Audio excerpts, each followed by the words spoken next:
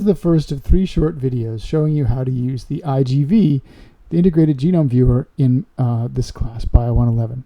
So the first thing is when you scroll down to see the actual IGV in the SPOC, you'll see a view like this. And what this shows is sort of a big picture orientation of where the genes are found in the human genome. Each of these stripy things is a human chromosome. Chromosome number 1, 2, 3, 4, 5, 6, 7, etc. And by clicking these buttons, we can study particular genes that we're interested in, and we show them where they are in the genome. So for example, IGF1R is on chromosome 15, PTPN11 is on chromosome 12, and RAF1 is on chromosome 3. If you pick any one to start, if you move down here, you get our sort of standard gene view, where exons are shown as thick lines, and introns as the slash lines, arrow is the promoter, and the terminator is down here somewhere. In addition, gray is an untranslated region. So this is the 5' untranslated region. First exon, second exon, third exon, all the way to the end, where you have the stop codon is going to be here, and this is the 3' untranslated region. So that's the basic gene structure. These little tick marks, as we'll talk about more later, mark particular mutations, and you can scroll in the gene by scrolling left. And what you can see is we're now zoomed in. So we start with the chromosomes, then the gene. Now we zoom in on the individual bases.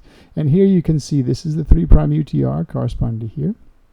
And then the M, the first methionine, the start codon. And if you look, you'll see that M methionine here lines up with ATG, which shows here the coding strand of DNA. So these things all align. And when you scroll, they scroll together.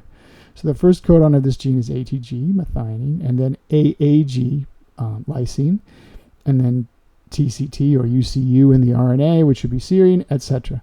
And so you can scroll, and remember, if you're looking at particular locations, like location 60, for example, happens to fall right in the middle of the codon for this glycine, which is amino acid 1, 2, 3, 4.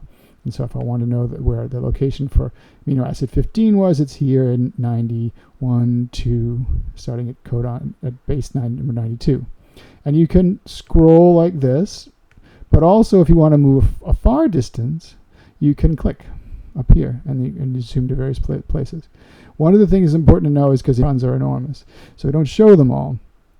And so we see there's a cutoff here in between these because the introns are not particularly interesting and extremely lengthy. And you also notice that the size of the genes are quite large, at the bases in the gene. These numbers can be quite large. And so you can scroll to various exons, and here you can find the stop codon if you wanted to scroll back. That's the UTR. We can zoom in more closely. It's got to be right around here, and there you see amino acid 1365, 6, 7, and then that 1368th codon is the stop codon. So that's the overall orientation view of a gene. These numbers down here indicate the particular base number that we're going to refer to, and you can move between them by clicking here or scrolling.